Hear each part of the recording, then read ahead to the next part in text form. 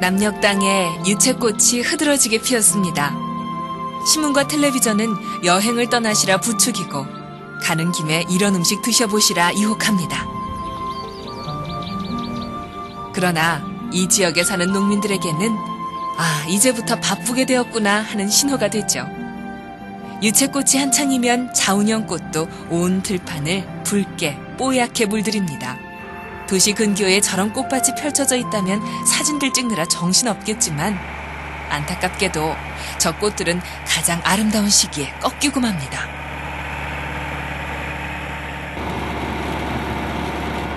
유태 씨도 마음이 썩 편치는 않은가 봅니다.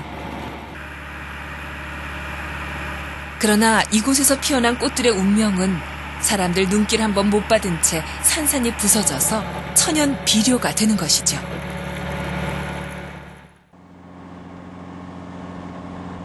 머리와 가슴께가 노란 황로, 신바람이 났습니다. 친환경 농사를 짓는 곳에서는 흔히 볼 수 있는 풍경이죠. 탐스런 미꾸라지가 통째로 들어가네요. 그런데 미꾸라지는 아무것도 아니었습니다. 이곳 사람들이 취재팀을 끌고 가서 보여준 게 바로 이 녀석이죠. 뱀이라고요? 글쎄요. 그럼 물속에서 이 녀석을 좀 살펴볼까요? 비슷하긴 생겼지만 뱀은 아니라는 걸 아시겠죠? 이제 이 제초제나 농약은 안 쓰고 하기 때문에 이것뿐이 아니라 뭐 뱀 종류나 여러 가지 조그만 곤충들도 해서 이 생태계가 복원이 된다고 저는 그걸 확신하고 있습니다. 물속에서 정면으로 마주보면 생각보다 귀엽게 생겼습니다. 아기 공룡 둘리처럼 말이죠. 드렁어리의 생태는 별로 알려진 게 없습니다. 농약을 많이 잘 뿌리는 게 훌륭한 농부의 표본이 된 이래 거의 자취를 감추었을 뿐더러 야행성인데다 많은 시간을 진흙 속에 숨어서 지내는 까닭이죠.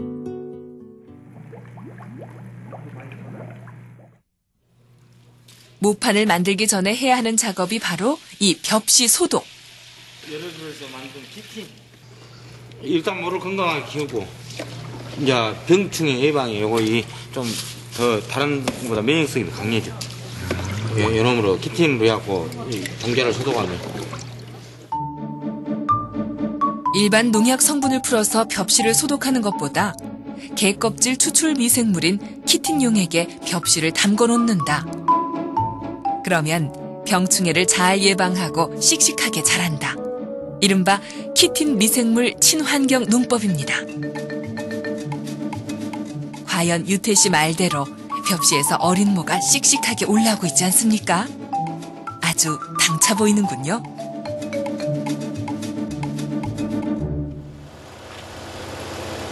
아무리 친환경 농법이라고 해도 모내기는 기계의 힘을 빌리고 있습니다.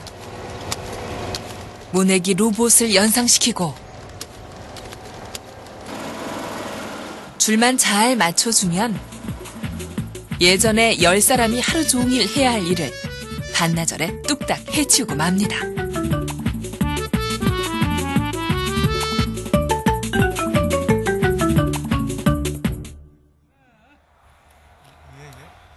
요즘 누가 새참을 직접 차려내느냐. 중국집에서 자장면, 짬뽕 시키면 될걸. 그러나 유태 씨 부부는 식당밥 내놓지 않습니다. 친환경 농사를 짓는다면서 어찌 중국집에다 음식 배달시키겠는가. 갈수록 일손 부족한 농촌에서 베트남 처자들 큰 도움이 되죠. 나이 드신 어른들 하나둘 세상 떠나는 그 빈자리를 부모 형제 뒤로 하고 낯선 땅에 시집온 이들 이주 여성들이 채워주고 있죠.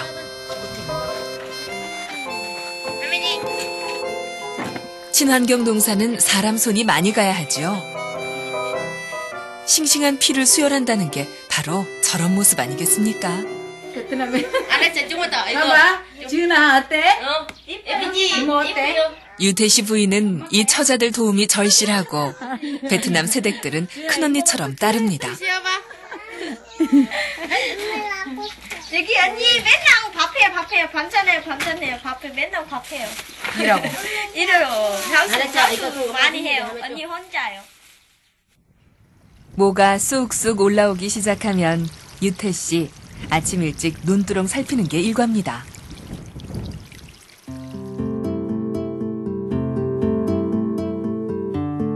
드렁허리란 녀석은 틈만 나면 구멍을 내니까요. 어디로 행차하시나? 논바닥 밑으로 파고들면 공기소통도 잘 되니 벼에도 이로울 텐데 논두렁을 뚫으면 골치 아프다는 거죠. 저 머리는 굴삭기 같아서 흙탕물 나오는 게 한창 작업이 진행 중이라는 이야기죠. 구멍 하나 또 뚫린 겁니다. 저 구멍으로 논에 고였던 물이 다 빠져나가게 되니 드렁허리 애물단지가 아닐 수 없죠.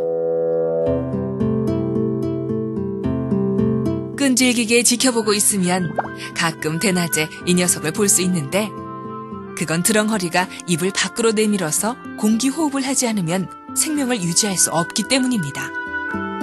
먼 친척벌 되는 미꾸라지도 마찬가지거든요. 모자란 산소를 장호흡으로 보충한다, 그런 말씀이죠. 진화 측면에서 불편한 구조입니다. 봄부터 이 녀석들 뒤를 따라다니다 보니 저 뛰어난 후진 기능도 목격하게 되고 뱀이나 미꾸라지는 절대 못 부리는 재주 아니겠습니까? 뒤로 가다가 전진 기어를 넣으면 바로 방향을 바꿀 수 있습니다. 드렁허리가 슬렁슬렁 유순해 보여도 요동치며 논 밑을 헤집고 돌아다니는 모습을 보면 혹시 이 녀석을 보고 이무기라 했는가? 그런 생각이 들 정도입니다.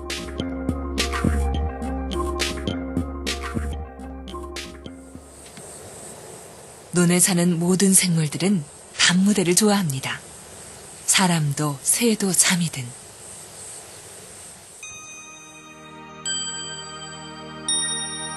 왕우렁이가 튼튼한 벼의 줄기에다 알을 까고 있습니다. 실제보다 수십 배, 어떤 건 100배 이상 빠른 속도니까 참작하시기 바랍니다.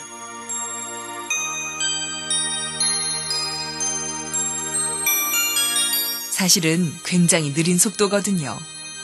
산란 시기는 3시간 남짓이고 알은 200개에서 400개 사이. 작업이 끝난 왕우렁이는 스스로 몸을 뚝 떨어뜨립니다. 어미가 떨어진 그 자리에는 선홍색 알들이 옹기종기 모여 있습니다. 저 알 하나하나가 모두 부화에 성공한다면 논바닥 천지가 왕우렁이 세계로 변할 테죠.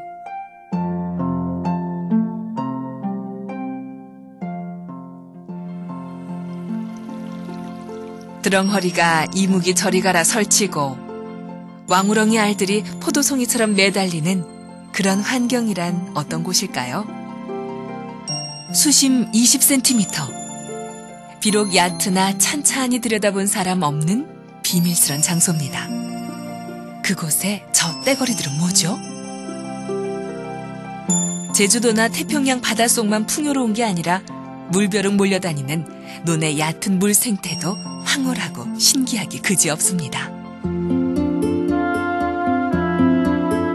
드렁허리 새끼입니다. 인간으로 치자면 중학교 1, 2학년? 이미 후진 기능은 완벽하게 익힌 모양이고 왜 이리 가슴이 답답한가 싶으면 고개를 밖으로 쑥 내밀어 공기 호흡도 하고 슬슬 몸집을 불려가며 논두렁 이무기로 자리 잡아가는 것이죠. 드렁허리는 흔한 물고기는 아닌 것이고 또 연구하는 사람도 없다 보니 생태의 대부분은 베일에 가려 있는데 유태 씨는 이 녀석들을 그냥 놔둘 수가 없죠. 논두렁을 다 뚫어버리니까. 다시는 양말에다 된장을 한 수저. 많이 해본 솜씨입니다. 수로에다 하나 설치하고 논뚝 뚫으려고 기쓰는 녀석들은 다 이리 와서 된장 냄새나 맡아라. 드렁허리 미꾸라지 다 모여라. 철렵하는 기분도 내고요. 벼가 쑥쑥 자라서 넘실넘실 풍요롭게 출렁거리고 있습니다. 그런데 출렁거리는 것들 중에는 뽑아버려야 하는 종자가 있어서 농부들을 힘들게 합니다. 피사리. 피를 뽑아내지 않으면 벼농사 망합니다. 친환경 농사 짓는 사람들은 제초제를 사용하지 않기 때문에 이 싸움을 피할 수 없지요. 땅을 살려야겠다는 농부가 당연히 치러야 하는 일이지만 조금은 안쓰럽고 또 도시 사람 눈에는 벼를 자꾸 뽑아내는 것 같아 걱정이 되기도 합니다. 요거는 지금 벼고요. 어떤 게요? 이게요. 예. 이게 핍니다. 요게 지금. 그러면 지금 이파리에서 잎이 약간 좀 넓고 벼 이파리는 좀 가는 편이에요. 유태 씨 같은 농사꾼이 있으니까 논의 생태계가 살아 숨쉽니다. 긴 꼬리 투구새우, 살아있는 화석 생물이죠. 최소한 7천만 년 전에도 저런 모습이었다고 합니다. 연약하게 보이는 이 녀석은 풍년새우라고 합니다. 아마도 이것들이 많이 보이면 풍년이 드는가 보죠? 등을 아래쪽으로 하고 천천히 헤엄치는데 풍년새우도 긴 꼬리 투구새우도 뒤로 누워서 노는 걸 좋아한답니다. 어쨌든 긴 꼬리 투구새우는 환경부 지정 멸종위기 야생동물 2급이고 친환경 논에서만 발견되는 희귀종이죠. 유태 씨 부인은 논에서 일하는 시간보다 잠드세요. 부엌에서 지지고 볶는 일에 더 신경 씁니다. 모시떡. 들깻잎처럼 생긴 모시의 잎으로 만든 떡이죠. 설탕 냉 물국수입니다. 남녘 사람들은 이 스타일 좋아하죠. 설탕이 처음 보급되던 시절 강도 높은 노동 에너지를 설탕으로 보충했던 게 입맛으로 정착됐나 봅니다.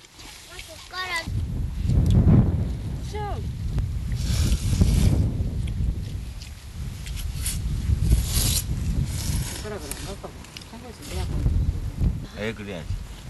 어쨌든 밥상 차리는 농부 아내의 입장으로서는 반찬도 여러 가지 필요 없겠다. 이보다 더 간편하고 또 반응이 좋은 새참거리가 없는 거지요. 떡 안 먹냐? 무시떡. 언제 사라질지 모르는 향토 음식 중 하나죠. 남의 나라 낯선 음식. 어쩌면 저 베트남 새댁이 이 떡의 맥을 이어줄는지 누가 알겠습니까? 도시 사람 눈에는 참으로 정겨운 풍경입니다.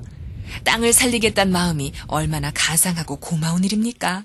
그러나 이렇게 하면 수학이 안 나와. 어떻게 배고파서 못 살아. 옛날에 우리 애를 쓸 때 저렇게 수학이 안 나와서 배고프고 팍한다 꼴떡으로 그랬지. 막 어떻게 이제 풀잡도 하고 매이고 막 그래야지. 유기농이 어떻게 짓는 농사인지 잘 모르겠지만 농약 안 뿌리고는 농사 못 짓는다. 이거 봐라. 고추에 약 안 주니까 이 모양 아니냐. 나이 드신 농부들은 모두 할머니의 말씀이 옳다고 하실 겁니다. 맞아. 약 안 뿌리고 농사 짓는다는 거 안 될 일이지. 설령 그렇다고 해도 수확량이 얼마 안 돼. 저 시들어가는 고추들을 보고 있노라면 할머니 말씀이 100번 옳습니다.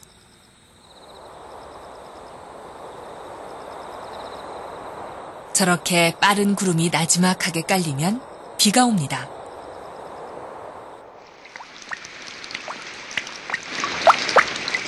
논에 떨어지는 물도 우유처럼 왕관 현상을 일으키네요.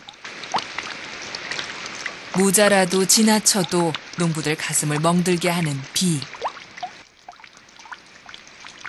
한 방울 한 방울 떨어질 때마다 잎새들 사정없이 요동치고 그래도 때 맞춰 와주는 비는 반갑게 그지없습니다.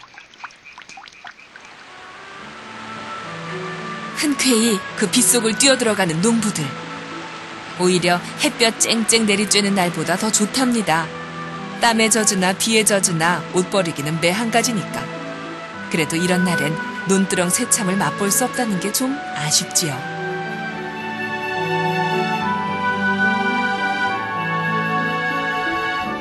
장마가 물러가면 농부들 일손이 더 바빠집니다. 온갖 병충해가 다 창궐하니까요. 각오하고 있어야 합니다. 더구나 친환경 농사를 짓는 사람들은 남들보다 더 치열하게 이 병균들과 싸워야 하니까요. 이게 지금 입마름병이에요. 이게 벌레가 즙을 빨아먹어버려. 잎이 말라 죽게 되는 입마름병. 이거는 입마름병. 새끼 유충 뒤에 깔아졌다. 요거는 이제 도열, 입도열병. 앞으로는 이제 변멸구를 이제 예찰을 잘 해야 돼. 멸구를. 그거는 이제 한번 지나가보면 싹 내랑쳐고. 입마름병, 입도열병 다 막아내고 겸열구도 사전에 예방하기 위해 농약을 뿌립니다. 와, 끔찍하다. 그런 생각 드시죠? 세상에 농약을 저렇게 뿌려대다니. 그런데 유태 씨 부인 앞뒤로 잠자리떼가 몰려드는 건 웬일일까요? 농약 살포한 지 얼마 되지 않아 어디서 날아오는지 새까맣게 몰려드는 잠자리떼. 흩날리는 농약의 포마를 온몸으로 맞으면서 신나게 날아다니는 게 이상하지 않습니까?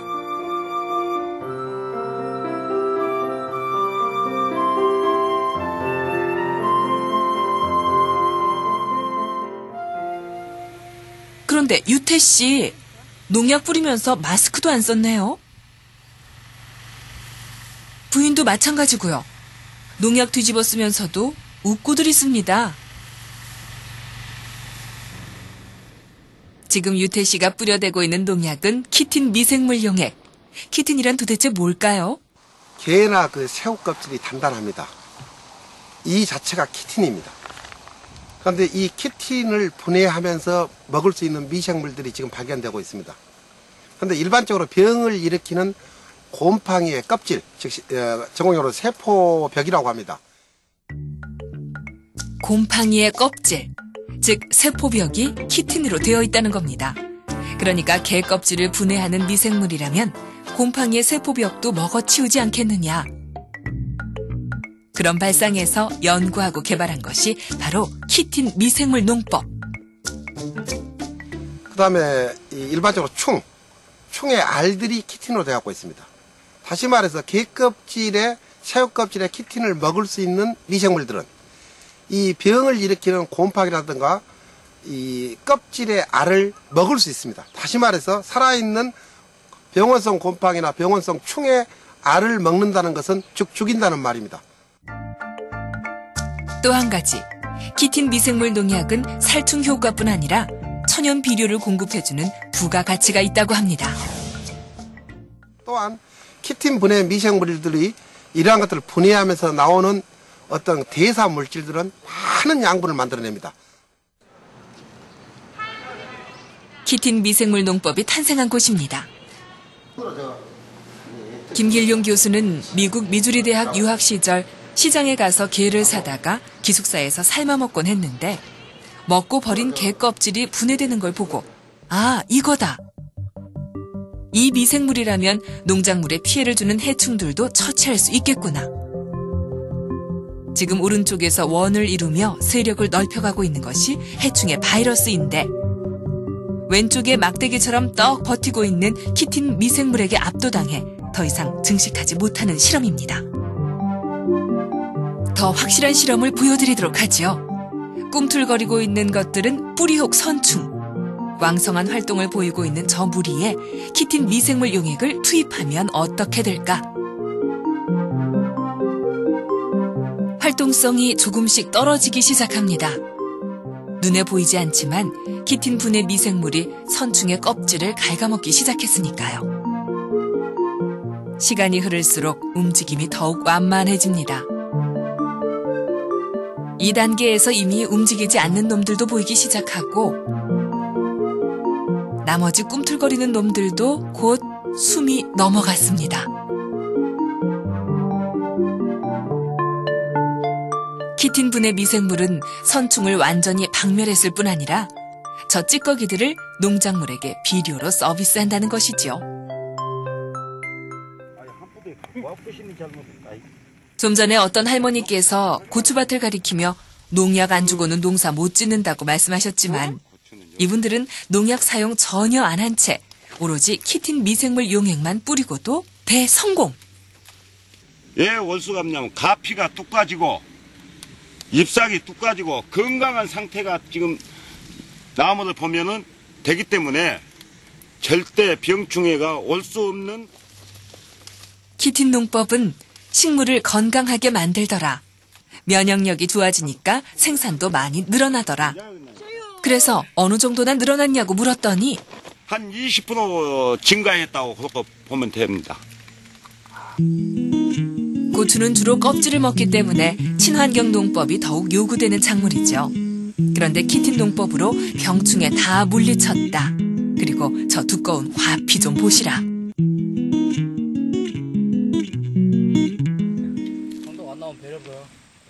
게다가 당도까지 높아져서 붉은 고추를 무슨 파프리카 먹듯이 우적우적 씹어먹는 모습을 보니 놀랄 따름입니다. 또 20%나 열매가 더 열렸다니 얼마나 좋습니까?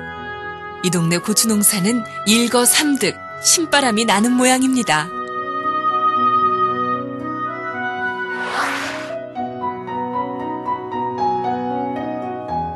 가장 늦게 이주해온 농작물이지만 일본, 싱가포르 등으로 수출되고 있는 효자 상품.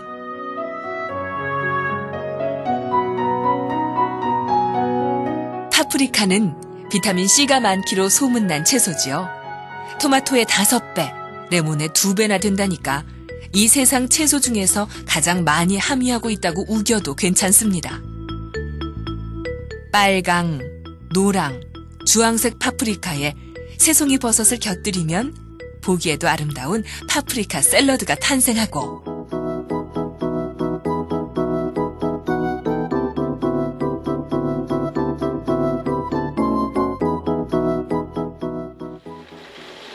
갈아서는 여러 가지 요리에 응용할 수 있습니다.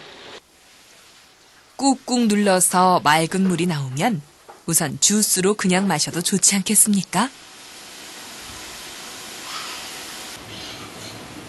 색깔별로 밀가루 반죽을 하면 저렇게 아름다운 미니 빈대떡을 만들 수 있죠. 특히 파프리카의 비타민C는 지지거나 튀길 때 거의 파괴되지 않는다고 합니다. 얼마나 신통방통한 채소입니까? 색깔 화려해, 영양 풍부해, 맛이 좋을 뿐 아니라 한국 전통 음식과도 잘 어울려. 지금 보시는 네모난 저 작품들은 파프리카로 만든 묵들입니다. 외국인들에게는 생소한 식품이지만 또 누가 압니까? 요즘 한참 퍼져나가고 있는 막걸리와 함께 짝을 이루어서 세계 시장으로 나갈는지도요. 간장 양념 얹으면 반찬으로도 손색이 없고 조금만 부지런 떨면 삼색 파프리카로 식탁을 환하게 밝힐 수도 있습니다. 더구나 샐러드는 얼마나 쉽습니까? 누구나 만들 수 있죠. 저 파프리카의 껍질에서는 농약 성분 무검출.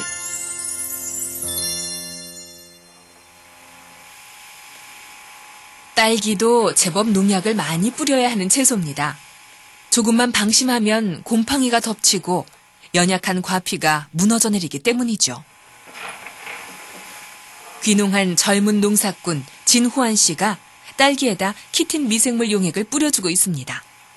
그래서인지 지금 이 딸기는 뿌리가 튼튼하게 자리 잡았고 병해에 일단 진딧물이나 응애 그리고 다른 곰팡이에 특히 곰팡이에 저는 고생을 안 했어요. 예, 올해 요 주변 농가들이 곰팡이 때문에 수확을 많이 떨어졌거든요. 근데 저 같은 경우에는 곰팡이 약을 일반 농가에서 쓰는 약을 한 번도 살포 안 하고 지금까지 사용을 지속을 해왔어요, 농사를. 농부들이 가장 두려워하는 것은 농약 뿌리는 시기를 놓쳐 병충해가 덮쳤을 때 농작물이 속수무책 시들어버리는 것인데, 진호환 씨는 일반 농약의 유혹을 뿌리치고 오로지 키틴 미생물 용액만 살포하는 것으로서 이렇게 아름답고 건강한 결과를 얻어냈다는 것입니다.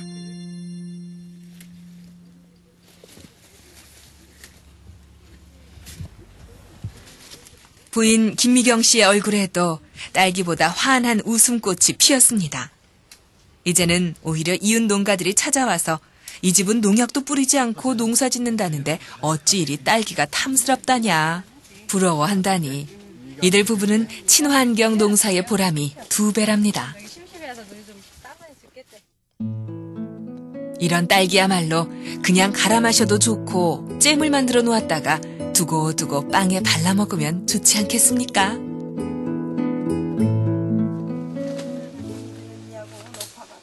한라봉이 탐스럽게 매달려 있군요.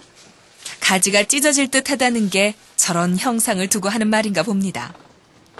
한라봉 하면 누구나 제주도를 떠올리겠지만 이곳은 전라남도에서도 남쪽 끝 고흥군의 친환경 농업단지입니다.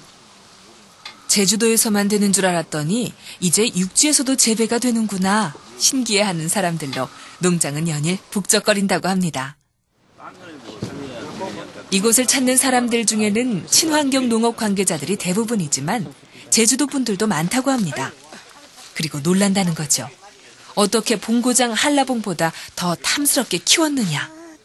지금 이 한라봉 나무를 이렇게 심고 이 키틴 미생물을 쭉 제가 써왔습니다. 써왔는데 내가 보기에는 이 충분한 토양을 만들고 퇴비를 많이 준 연후에 키틴 미생물을 쓰게 되면 쓰지 않는 그 한라봉보다 당다.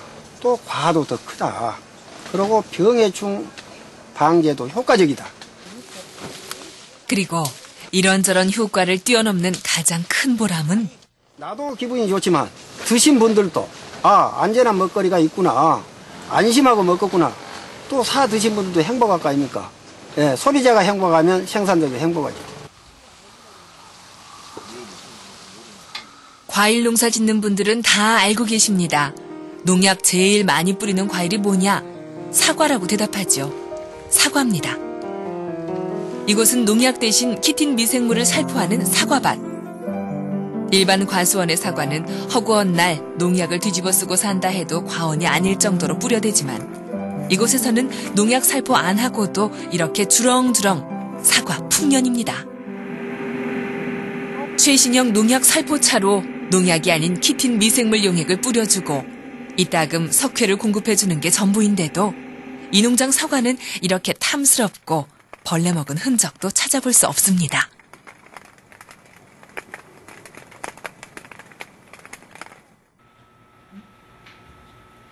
그러면 이렇게 청정 재배한 과일들의 당도는 얼마나 나오는지 궁금하네요. 사과의 당도는 평균 14브릭스쯤 된답니다. 참고로 귤의 당도는 대개 12브릭스. 일반적으로 과일의 당도는 관행농법보다 저농약보다 무농약 순으로 점점 높아지는데 키틴 사과의 당도는 16.4브릭스. 한라봉은 어떻게 나올까요? 귤이나 한라봉은 단순히 달기만 해서는 안 되고 신맛 대비 당도가 중요한데 키틴 한라봉은 적당히 신맛이 날 뿐 아니라 당도는 15.8브릭스. 엄청 달다는 이야기죠.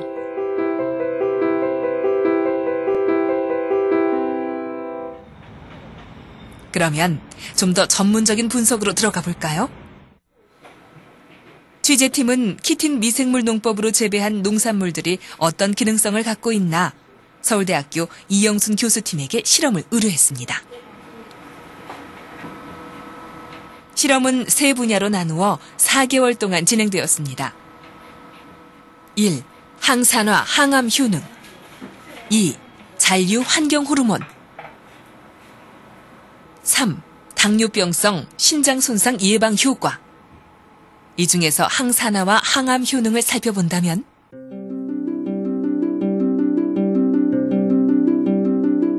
사과 17.5%, 딸기 32%, 파프리카 2%, 한라봉 7%로 딸기와 사과에서 매우 높게 나타났습니다. 한편 당뇨 합병증으로 유발되는 신장 손상 예방 효과는 고추 200%, 사과 128%, 딸기 155%, 파프리카 126% 증가하는 것으로 나타났습니다. 항암 효과는 물론이고 당뇨 합병증으로 인해 신장이 손상되는 것을 예방하는 효과도 많이 상승하고 있다는 걸 알 수 있죠.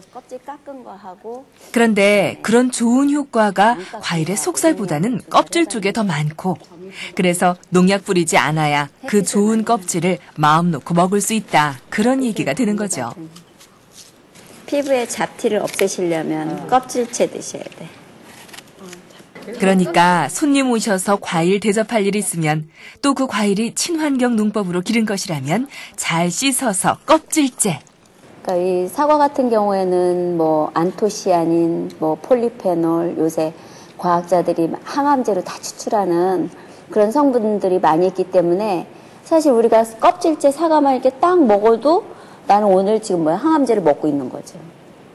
근데 이걸 딱 깎아내고 먹으면 항암제를 덜 먹는 거고.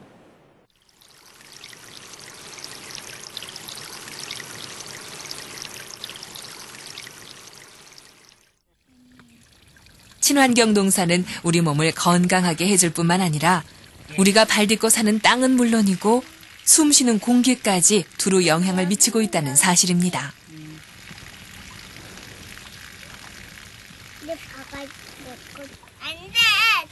저 꼬맹이가 잡고 있는 다슬기, 저 녀석이 살 수 있어야 우리도 건강하게 살 수 있다는 거죠.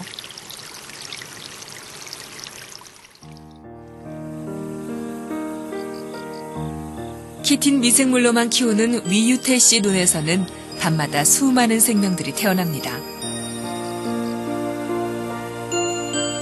제초제와 농약을 살포하는 논이었다면 볼 수 없는 풍경이겠지요.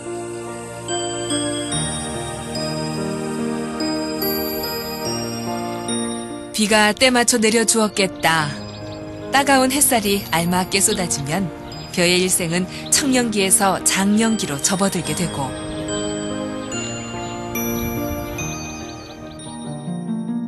눈길 주는이 없다 해도 때가 되면 벼는 꽃을 피웁니다. 너무 작아서 초라하기까지 한 벼꽃들. 매일 쌀밥을 먹고 있는 사람들도 잘 모르는 벼의 꽃. 그 꽃들도 사방에 향기를 퍼뜨립니다. 그리고 바람결 따라 흘러가면 손님들이 찾아오죠. 가장 부지런하고 멀리 날아다니는 벌들이 이 작은 꽃들의 꽃가루를 탐냅니다.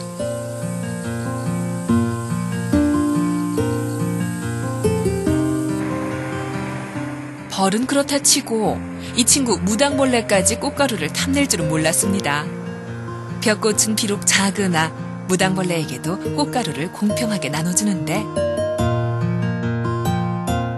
나락은 토실토실 살이 쪄가고 무당벌레도 썩 기분이 좋은가 봅니다.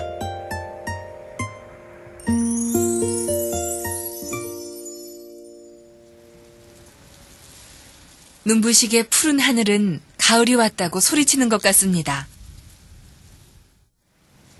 벼는 그 때가 왔음을 알고 모든 나락이 연금만큼 고개를 숙이게 합니다.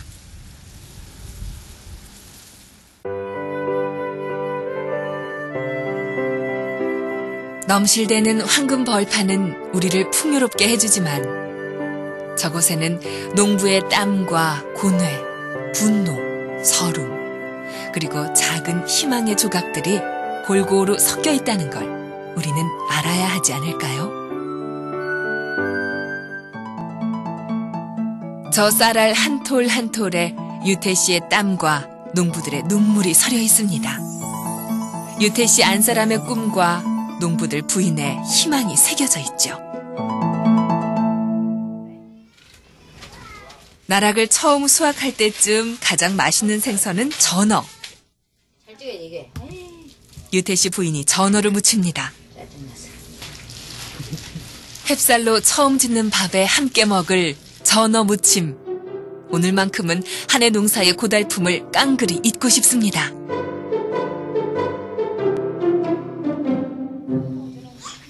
앞마당 평상 위에 차리는 특별한 식사. 햅쌀로 지은 밥입니다. 하얀 쌀밥이 밥통 가득 웃고 있습니다. 제초제 안 뿌리고 그 무섭게 자라는 풀과 피를 손으로만 다 뽑았지요. 농약 한 번 안 뿌리고 입마름병, 도열병 다 막아냈죠. 그리고 얻은 쌀밥입니다.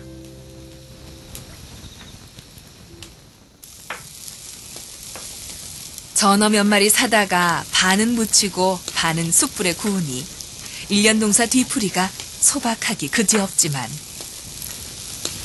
이 정도면 호사 아닌가. 유태 씨 전어 한 토막 뜯는데 소주부터 한 입에 털어놓고는 전어구이 맛을 보네요. 뭔가 씹히는 게 많은가 봅니다. 고생했다는 말 대신 묵묵히 소주잔만 주고받습니다. 친환경 농사를 짓는다고 해서 보란듯이 쌀값을 더 받는 것도 아니고 누가 상장 주는 것도 아닌데 이 고생을 왜 하나? 생각해보니 지난 1년도 참으로 외로운 싸움이었습니다.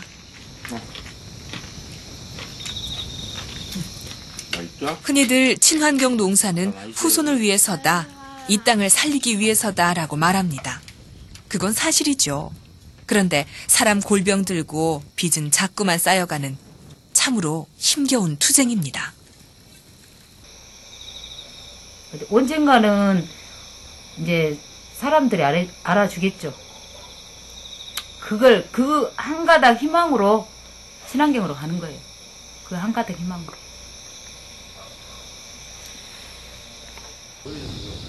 그 한 가닥 희망으로 유태 씨 부부는 내년 농사도 내후년 농사도 친환경으로 지을 겁니다.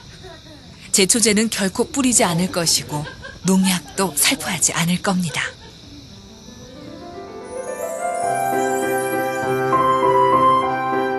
그러면 언젠가는 사람들이 알아주겠지요.